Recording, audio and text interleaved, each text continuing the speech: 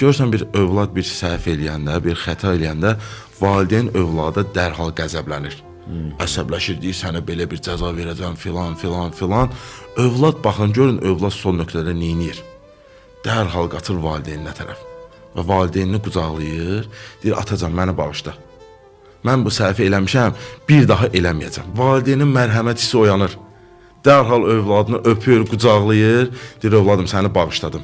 Amma bir daha bunu eləmə. Bu valideyn Allahın yaratdığıdır.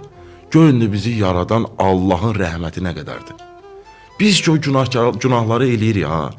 Bizim birinci işimiz şeytan vəsvəsəsindən uzaqlaşıb Allahın qapısına qaçmaq. Allaha tərəf qaçmaq ki, Allahım məni bağışla.